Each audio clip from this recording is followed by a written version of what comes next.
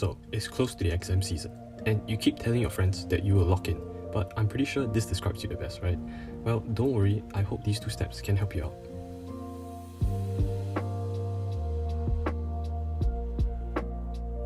What is procrastination?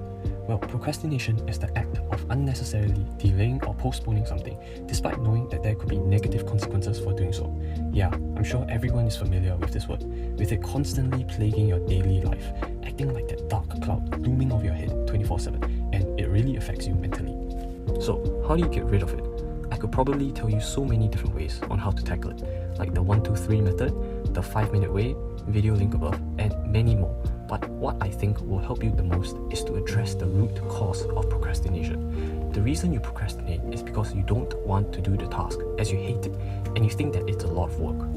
Everyone hates studying, including me. Like, who wants to write down math formulas and finish entire English essays that bring literally zero value to your life? Absolutely no one.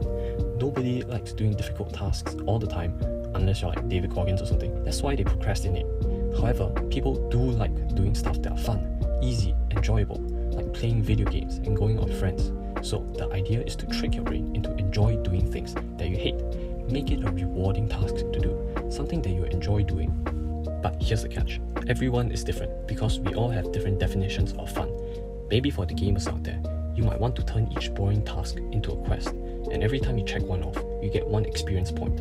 After maybe 5 experience points, you will level up to level 2. And your goal could be to reach higher levels, with each level requiring more XP. For others, maybe getting a question right could be their small dopamine rush to keep you going. So you set up small checkpoints every few pages of your textbook, so that you can complete to make studying fun, as you get to apply the skills that you learned and see your efforts come to fruition. Essentially, everyone needs to find their own way of making things fun.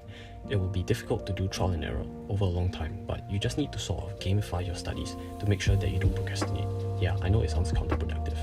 You also won't feel fun immediately the first time, but you need to continue every day and make it into a habit, which is what step 2 is about.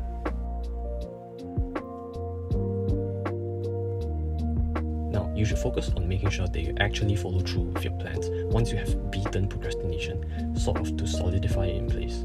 So in the morning, immediately after waking up, write down what you need to do for that day.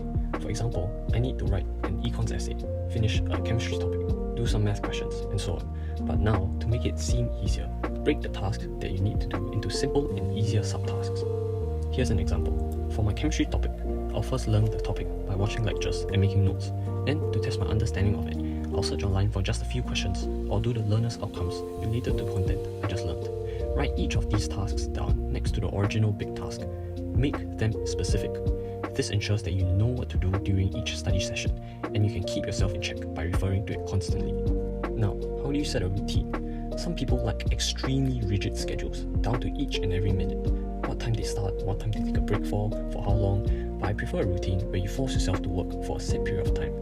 For instance, since it's the holidays for me, I'll set 3 study sessions worth 2 hours each, as this is considered my breaking point. Now, side note, what I call a breaking point is the limit to focusing.